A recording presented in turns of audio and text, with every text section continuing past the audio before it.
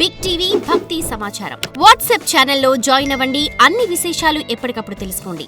జటాధరం పాండురంగం శూలహస్తం కృపానిధిం సర్వరోగహరం దేవం దత్తాత్రేయ గురుమహం భజే. శ్రీ గురు దత్తాత్రేయ స్వామి నమః.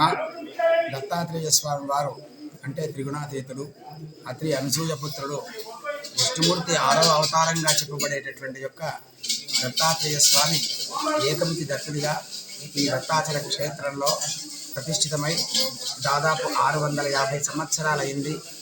ఇది పురాతనమైనటువంటి యొక్క విశిష్టమైనటువంటి యొక్క చరిత్ర కలిగినటువంటి యొక్క క్షేత్రం. ఇది సనాతన ధర్మానికి నిరూపణగా ఉండేటటువంటి యొక్క క్షేత్రం. ఎందువల్లంటే దత్తాత్రేయుడు అంటే చాలామంది ఇప్పుడు మనము గాణగాపురం ఉదాహరణ తీసుకుంటాం.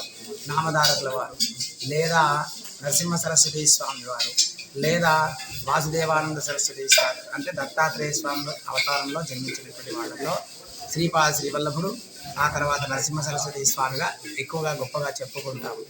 అందులో దత్తాత్రేయుడి 2వ అవతారమైనటువంటి యొక్క నరసింహ సరస్వతి స్వామి ఇచ్చట 12 సంవత్సరములు, ద్వాదశ అంటే ఒక పుష్కర కాలం పాటు సంవత్సరం చేసి చాలా క్షేత్రాల్లో తపస్సు చేస్తూ తపస్సిద్ధిని సంపాదించి గాణగాపురం వెళ్ళడం, స్థిరనివాసం ఏర్పాటు చేసుకోవడం, గురు పరంపరని ప్రచారం చేయడం. అంత్యకాలంలో శ్రీశైలంలో కదలీవనంలో ఆయన అవతార సమాప్తం జరిగింది. అది భక్తులందరికీ తెలిసినటువంటి యొక్క విషయం. ఆ తదనంతరం ఆయన శిష్యుల్లో ముఖ్యుడైనటువంటి యొక్క సాయం దేవుల వారి మన్మడే నామధారక సిద్ధముని సంవాదమే గురుచరిత్ర అనే గ్రంథానికి మూల కారణం ఇక్కడి నుండే ఆరంభం. నామధారకుల వారు కూడా గురువు గారి కోసం తప్పించి ఇక్కడికి రావడం, ఇచ్చట కొంతకాలం ఓంకార శబ్దం చేస్తూ కూర్చోవడం, తర్వాత నరసింహ సరస్వతి స్వామి ఆయనకు దర్శనం ఇవ్వడం. నాయన, నేను ఎక్కడైతే జ్ఞానసిద్ధిని సంపాదించానో నువ్వు అక్కడ కూర్చున్నావు, ఇక్కడ దత్తోపాసన చెయ్యి. ఆ దత్తాత్రేయ స్వామిని సుదీర్ఘకాలం నీవు జపించినట్టయితే స్వామి నీకు దర్శనమిస్తాడు అని చెప్పడం. అలా దత్తాత్రేయ స్వామి కోసం సుదీర్ఘకాలం నామధారకుల వారు తపస్సు చేయడం. పద్మాసనంలో ఒకటే ముఖంతో శంఖచక్ర గదా పద్మములతో దత్తాత్రేయ స్వామి ఆయనకు దర్శనమిచ్చాడు. కింద గుహలో ఉంటుంది, చిన్న గుహ ఉంటుంది. ఆ గుహలో దత్తాత్రేయ స్వామి శంఖం ఆకారంలో ఉన్నటువంటి ఒక బండ మీద ఉన్నారు. ఆ స్వామి పక్కనే శ్రీచక్రం ఉంటుంది. పైన 3 ముఖాలైనటువంటి యొక్క సర్పరూపంలో స్వామివారు దర్శనమిస్తారు అందరికీ. అలా నామధారకుల వారు దత్తాత్రేయ స్వామిని ప్రసన్నం చేసుకొని గాణగాపురం వెళుతూ మధ్యలో పడిపోవడం, సిద్ధముని అనే యతేశ్వరుడు ఆయనకు నీళ్లు చల్లి లేపడం, గురుచరిత్ర చెప్పడం. గురుచరిత్ర పుస్తకం అక్కడి నుంచి ఆరంభమవుతుంది. అయితే ఇప్పుడు గురుచరిత్రలో 13వ అధ్యాయంలో నేను రహస్య ప్రదేశంలో తపస్సు చేశాను అని నరసింహ సరస్వతి స్వామి వారు చెప్పడం కూడా ఉంది. ఇక సంస్కృత గ్రంథం వాసుదేవానంద సరస్వతి స్వామి వారు రాసింది. అంతకంటే ముందు రాసినటువంటి యొక్క మహత్తుల గ్రంథాలలో ఈ క్షేత్ర మహత్యము చరిత్ర స్పష్టంగా చెప్పబడి ఉన్నది. కనుక ఈ విశిష్టమైనటువంటి యొక్క క్షేత్రం దత్తాచలంగా చెప్పబడింది. నామధారకుల వారు ఇచ్చటనే తపస్సు చేయడం, ఇచ్చటనే సిద్ధి పొందడం జరిగింది. అలా నామధారకుల వారు ఇక్కడ తపస్సు చేసి ఆయన గాణగాపురం వెళ్ళారు. గాణగాపురం వెళ్ళిన తర్వాత గురు పరంపరని ప్రచారం చేసి కొంతకాలం వైవాహిక జీవితాన్ని గడిపి ఇక చాలు జీవితం అంత్యకాలంలో తిరిగి దత్తుని దర్శనం చేసుకోవాలని మళ్ళీ ఆయన ఇక్కడికి రావటం, ఇచ్చట తపస్సు చేసుకుంటూ కూర్చోవడం. ముందర పుష్కరిణి ఉందండి. ఆ పుష్కరిణి నీళ్లు అత్యంత విశిష్టమైనటువంటివి. ఎందుకు విశిష్టత వచ్చింది అంటే నామధారకుల వారు తపస్సుకు పూర్వం తపస్సు చేసుకోవడానికి ఈ కొండకు వచ్చినప్పుడు ఈ క్షేత్రపాలకుడైనటువంటి యొక్క ఆంజనేయ స్వామి ఆయన ఆపాడు. నువ్వు గంగా గోదావరి కృష్ణ 7 నదుల స్నానాలు చేసిరా అన్నాడు. 7 నదుల స్నానాలు ఎలా చేయాలి అని ఆయన వేదాధ్యయనం చేస్తే వేద పురుషులు ఆయనకు దర్శనమిచ్చి, నాయన ఇక్కడ కోనేరు ఉంది, ఈ కోనేరులో కనుక నువ్వు స్నానం చేస్తే 7 నది స్నాన ఫలం దక్కుతుంది అని చెప్పడం, ఈ నదిలో స్నానం చేయడం, అలా గంగా మిగిలినటువంటి యొక్క నదుల పుణ్యఫలాన్ని ఆయన పొందడం జరిగింది.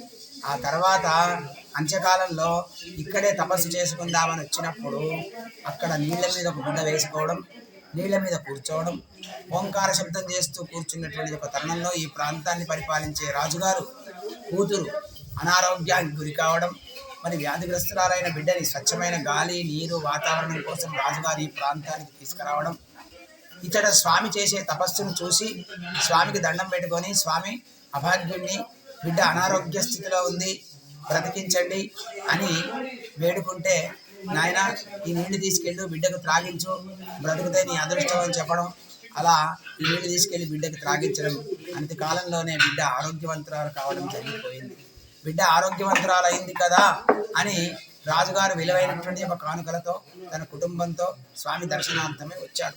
తపస్సు చేస్తున్నటువంటి యొక్క స్వామిని చూసి మళ్ళీ దండం పెట్టి, స్వామి నా బిడ్డ మీ యొక్క అనుగ్రహం చేత బాగుపడింది, ఈ విలువైనటువంటి కానుకలు స్వీకరించండి అని రత్నాభరణాలు, వజ్రాభరణాలు, వెండి బంగారం నగలు, అలాగే పట్టు వస్త్రములు, ఇవన్నీ మధురమైన పదార్థములు, ఫలములు సమర్పిస్తే కానుకలను చూసి, అక్కర్లేదు నాయన, నాకు తాత్కాలికమైనటువంటి ఒక ద్రవ్యము, నేను శాశ్వతమైన పరమపదం కోసం ఇక్కడ తపస్సు చేస్తున్నాను, నాకు తపోభంగం చేయొద్దు, నువ్వు వెళ్ళిపో, ఈ ఐశ్వర్యం అక్కర్లేదు.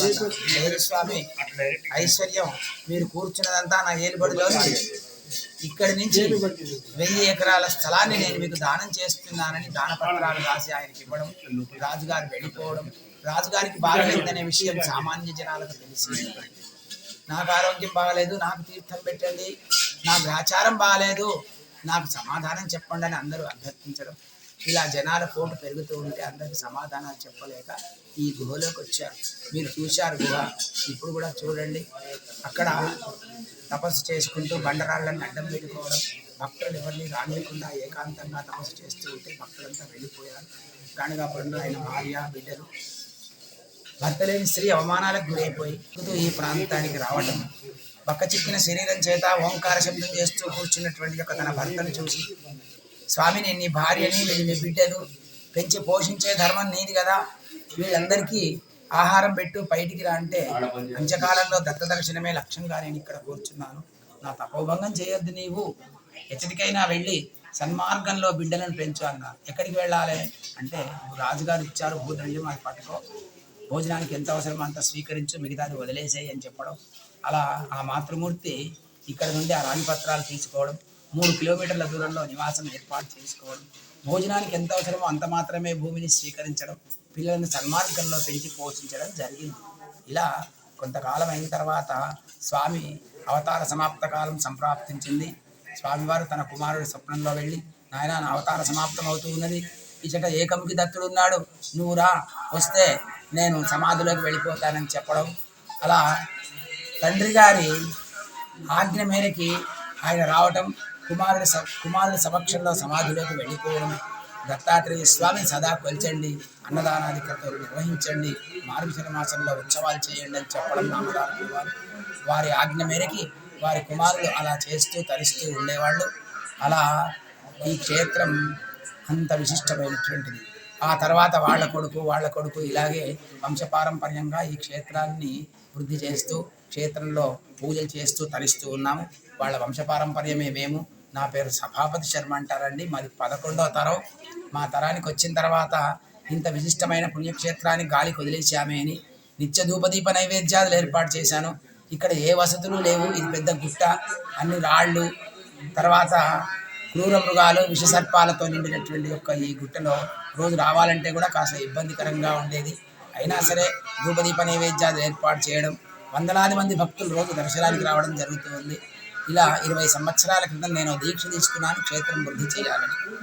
నెమ్మదిగా అంచెలంచెలుగా బ్రహ్మోత్సవాలను పెంచుతూ, శ్రీచక్రం ఉంది కాబట్టి ఇక్కడ చండీ పారాయణాలు చేయడం, చండీ పారాయణ ప్రభావం చేత భక్తులు విశేషంగా వస్తూ ఉన్నారు. ఎవరేది కోరుకుంటే అది జరుగుతుంది. ఇక్కడ వృద్ధ సర్పం తిరుగుతూ ఉంది. ఆ సర్ప ప్రభావం చేత సర్పదోషాలు ఉన్నటువంటి వాళ్ళంతా కూడా దోషముల నుండి విముక్తులు అవుతూ ఉన్నారు. ఇకపోతే బ్రహ్మోత్సవాల విషయానికి వస్తే, ఈ బ్రహ్మోత్సవాలలో విశేషంగా స్వామికి ప్రతిరోజు ఈ 9 రోజులు మహన్యాసపూర్వక ఏకాదశి రుద్రాభిషేకములు, ఈ త్రిముఖ దత్తాత్రేయ స్వామికి ఈ స్వామికి ప్రతిరోజు ఉదయం, మధ్యాహ్నం, సాయంకాలం పూజలు, అలాగే విశేషంగా గురుచరిత్ర పారాయణము, అలాగే ప్రతిరోజు దాదాపు ఒక 20 మంది పండితుల చేత శతచండీ పారాయణము, తద్దశాంశ హవనములు, అలాగే మహారుద్రము అంటే స్వామికి సంతత ధారాభిషేకం ఉదయం నుంచి సాయంకాలం వరకు. అనుకూలంగా సాంస్కృతిక కార్యక్రమాలు ఎన్నో ఉంటాయి. ఈరోజు విశేషంగా పాదయాత్ర ఉంది. కొంతమంది వందలాది మంది భక్తులు దాదాపు 10-15 కిలోమీటర్ల నుంచి నడుచుకుంటూ వస్తారు. వారందరికీ స్థానిక నాయకులు మాతో వారికి స్వాగతం పలికి వారిని లోపల తీసుకొస్తాము. వారు ధ్వజం అంటే పతాక ఆవిష్కరణ, జెండా ఆవిష్కరణ చేస్తారు. దాంతో ఉత్సవాలు ఆరంభమయ్యాయి. కానీ మేము మొన్ననే ఆరంభం చేశాము. ఇక నిరంతరం అన్నప్రసాదం పొద్దున్న నుంచి సాయంకాలం వరకు ఎంతమంది వచ్చినా సరే భోజనం పెడుతూ ఉన్నారు. భోజనం అంటే షడ్రసోపేతమైనటువంటి యొక్క భోజనం కాదు, కడుపు నింపేటటువంటి యొక్క పట్టెడన్నం అంటే అన్నము పప్పు ఇలాంటివి ఇస్తూ ఉన్నాము. ఇక్కడ వసతులు సరిగ్గా లేవు, మంచి నీళ్ల కొరత చాలా ఉంది. దాదాపు నేను ఒక 20 బోరింగ్లు వేయించాను. 20 బోరింగ్లు విఫలమయ్యాయి. ఇప్పుడు ఏం చేయాలి అనేటువంటి ఆలోచన ఉంది. ఒకే ఒక బోరింగ్ ఉంది, నీళ్లు సరిపోవడం లేదు. మంజిరా నీళ్ళు అడిగాము, మంజిరా కనెక్షన్ ఇచ్చారు కానీ నీళ్లు సరిగ్గా ఇవ్వడం లేదు. కనెక్షన్ మాత్రం ఉంది కానీ వాటర్ సరిగ్గా రావటం లేదు. రోడ్డు వేయించిస్తాము అని 10 సంవత్సరాల నుంచి చెప్తున్నారు, ఇంకా రోడ్డు వేయించలేదు. రోడ్డు వెడల్పు చేయాలి, వేయించాలి. వసతులు చాలా ఉన్నాయి. ఆ దత్తుడి అనుగ్రహం చేత ఇక్కడ ఎవరు ఏది మొక్కుతే అది జరుగుతుంది. విశేషంగా పౌర్ణమి 15వ తారీఖు ఆదివారం రోజు ఉంటుంది. ఆ రోజు వేలాది మంది స్వామిని దర్శిస్తారు.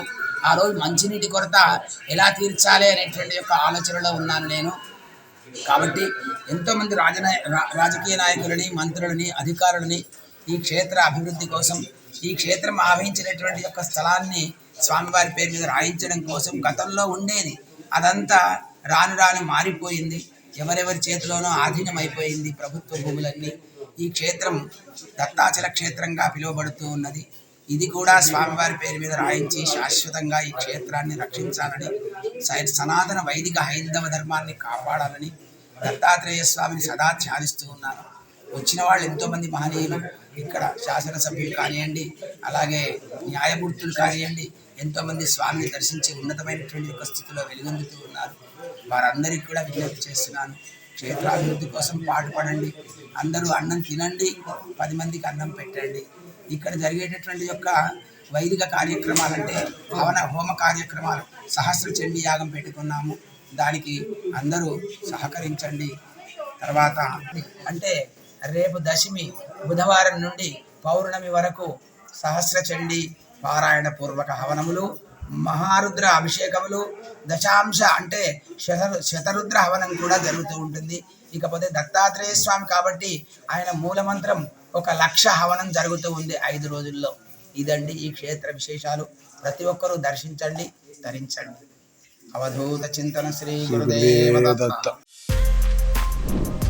For more videos like this, subscribe Big TV channel.